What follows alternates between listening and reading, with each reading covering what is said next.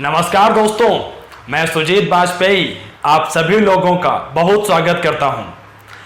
और आज के अपने हिस्ट्री के इस सेशन में हम लोग आधुनिक भारतीय इतिहास का एक ऐसा मुद्दा डिस्कस करेंगे जिसने आप ये लगा लो कि 1885 के बाद जितनी भी घटनाएं घटी, उन सारी घटनाओं के अंदर में ये एक ऐसी महत्वपूर्ण घटना थी जिसने आने वाले दौर को बहुत गहराई से प्रभावित किया।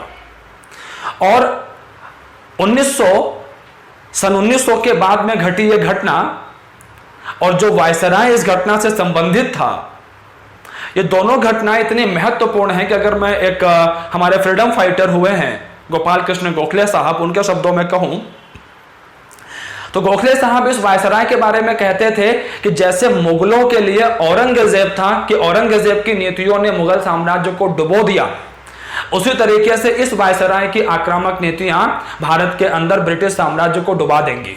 कौन था ये वायसराय और कौन सी घटना थी ये? चलिए देखते हैं जरा इस चीज को। जरा स्क्रीन पर निगाह रखिएगा आप लोग। देखिए, ये जो घटना है, इस घटना को हम लोग हिस्ट्री में नाम देते हैं पार्टीशन ऑफ बंगाल। कौन सी घटना थी ये घटना थी partition of Bengal in the year 1905। And इस घटना को करने वाला, इस पार्टीशन ऑफ बंगाल को, बंगाल के विभाजन को करने वाला जो वायसराय था, उसका नाम था वायसराय कर्जन। ओके, अब एग्जैक्टली यहां पर क्या क्या हुआ है, जरा घटनाक्रम की बात कर लेते हैं। एक्चुअली हुआ यह कि साल था 1905 और ये वो समय था जब भारत के अंदर में राष्ट्रीय आंदोलन बहुत तेजी के साथ में आगे बढ़ रहा था। अच्छा, नए नए क्रांतिकारी घटनाएं आए दिन दिखाई पड़ रही थी, सुनने में आ रही थी। अब इसी समय एक नेता हुए थे जिनका नाम है बाल गंगाधर तिलक साहब, और तिलक साहब जो है अपने आक्रामक भाषणों की वजह से लगातार चर्चा में रह रहे थे। और यह कहा जा रहा था कि तिलक साहब जहां भाषण देकर के आ जाते हैं वहीं पर क्रांतिकारी पैदा हो जाते हैं।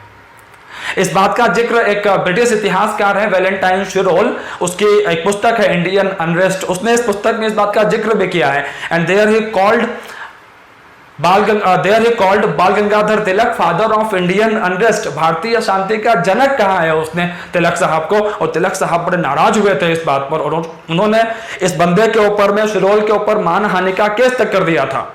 खैर, वो एक अलग वाक्य है, कभी उसका जिक्र आया तो विशेष रूप से बात करेंगे। हमने तिलक साहब का नाम यहां क्यों लिया था, कारण क्या था? तिलक साहब का नाम हम लोगों ने यहां पर इसलिए लिया क्योंकि यह साल था 1905 का, और तिलक साहब की, इसके साथ में उनके एक साथी थे लाला लाजपत राय पंजाब से, इसके अलावा विपिन चंद्र पाल जो कि उन्हीं के एक और साथी हैं बंगाल के एरिया से, ये सब लोग मिल करके काम कर रहे थे।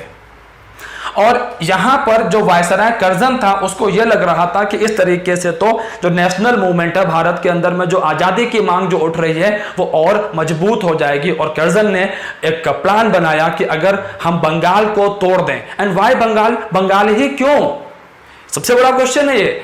और इसका जवाब यह है कि बंगाल भारत का सबसे बड़ा राज्य था। आ रही बात समझ में? Largest state of India, number 1। Number 2, इस क्षेत्र के अंदर में हिंदुओं और मुस्लिमों दोनों की आबादी एक अच्छी संख्या में थी। And Curzon was thinking this कि अगर हम इस क्षेत्र के अंदर में हिंदू और मुसलमानों को डिस्टर्ब कर देते हैं तो हम भारत के राष्ट्रीय आंदोलन को ट्रैक से उतार सकते हैं। अच्छा, बंगाल का जो इस समय लेफ्टिनेंट गवर्नर था उसका नाम था एंड्रयू फ्रेजर, और फ्रेजर का नाम लिया गया कि फ्रेजर ने अपनी रिपोर्ट में यह कहा है कि अगर हम लोगों को बंगाल का प्रशासन ठीक से चलाना है तो हमें बंगाल को 2 भागों में तोड़ना पड़ेगा। और इसी को आधार बना करके कर्जन ने बंगाल को 2 भागों में तोड़ने का जो अनाउंसमेंट है वो उसने अनाउंसमेंट कर दिया। और इसने अनाउंसमेंट कब किया? इसने अनाउंसमेंट किया जुलाई 1905 में। और जब कर्जन ने बंगाल को तोड़ने का अनाउंसमेंट किया तो यहां पर बहुत जबरदस्त विरोध हुआ। और इसी समय 1905 में कांग्रेस का सेशन हुआ बनारस में, जिसकी अध्यक्षता गोपाल कृष्ण गोखले साहब ने की थी। और यहां से एक प्रस्ताव पास हुआ और ये प्रस्ताव क्या था? ये प्रस्ताव था स्वदेशी और बहिष्कार, कि हम अंग्रेजों की वस्तुओं का बहिष्कार करेंगे, बॉयकॉट करेंगे, ठीक है भाई, और अपने देश की वस्तुओं का प्रयोग करेंगे, ठीक है भाई। आप ये बात आ गई यहां पर सामने। संजीवनी नामक मैगजीन के अंदर में सबसे पहले इसका जिक्र किया गया, स्वदेशी का, मित्रा साहब की मैगजीन थी ये। अच्छा भाई, तो अभी अल्टीमेटली यहां पर है क्या चीज, जब ये सारे मुद्दे उभर के सामने आ गए, एक पॉलिटिकल टर्मोइल उत्पन्न हो गया भारत की राजनीति के अंदर में। इसी समय रविंद्रनाथ टैगोर साहब ने एक गीत लिखा था, अमार सोनार बांग्ला, हमारा प्यारा बंगाल। बंगाल के लोग धर्म के नाम पर आपस में ना उलझ जाएं, क्योंकि अंग्रेजों का तो प्लान ही यही था। आप जरा यहां पर मैं एक बात आपको और बताना चाहूंगा यहां पे, वो बात यह है कि अंग्रेजों ने बोला तो यह था कि बंगाल को 2 भागों में तोड़ेंगे, प्रशासन वहां का ठीक करना है, तो अगर प्रशासन ठीक करना है तो बंगाल को 50-50 में तोड़ दीजिए। लेकिन इन्होंने तोड़ा कैसे? इन्होंने तोड़ा ऐसे कि बंगाल की 75% जो हिंदू आबादी है वो एक तरफ, एंड 25% मुस्लिम आबादी जो है वो दूसरी तरफ। इन्होंने साफ तौर पर यह धार्मिक विभाजन किया, and this was the heinous, सबसे यहां पर जघन्य अपराध यही था जो इन्होंने किया। अच्छा भाई, तो हम लोग ये कहते हैं कि कर्जन के जो ये आक्रामक नीतियां हैं, कि भारत के अंदर में इतना जबरदस्त विरोध हो रहा था, ये बिल्कुल उनको सुनने को तैयार नहीं था। इवन इसके कॉन्सिक्वेंसेस तो कांग्रेस के ऊपर भी आएंगे।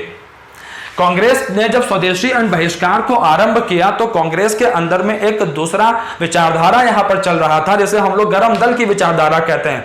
एंड गरम दल के लोग ये कह रहे थे कि स्वदेशी एंड बहिष्कार को लंबे समय तक चलाया जाए और हिंदुस्तान को अभी आजादी दिलाएंगे हम लोग।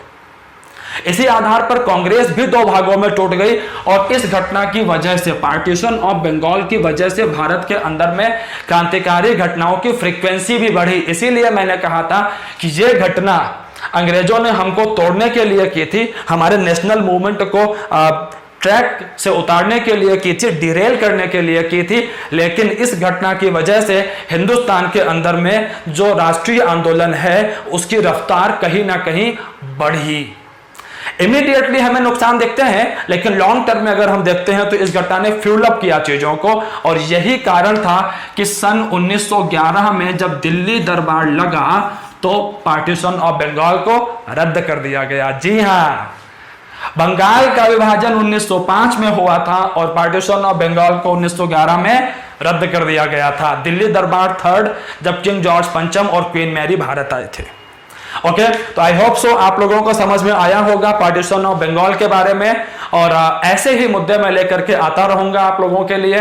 और अगली क्लास में मैं कोशिश करूंगा कि मैं दिल्ली दरबार के मुद्दे को डिस्कस करूं, क्योंकि यहाँ पे दिल्ली दरबार केवल मैंने तीसरे के नाम लिया है, लेकिन 2 और हैं, और दिल्ली दरबार अपने आप में एक बहुत बड़ा औपनिवेशिक आयोजन होता था, कॉलोनियल एक जो है सेरेमनी होती थी इंडिया के अंदर में। तो उस पर मैं वीडियो एक लेकर के आऊंगा आप लोगों के लिए। टिल देन आप इसको देखिए, अपने कॉन्सेप्ट्स को बेहतर बनाइए। इस तरह के मैं नेशनल मूवमेंट से जुड़े हुए वीडियोस और लेकर के आता रहूंगा आप लोगों के साथ में। तब तक हमारे साथ में जुड़े रहिए। Thank you.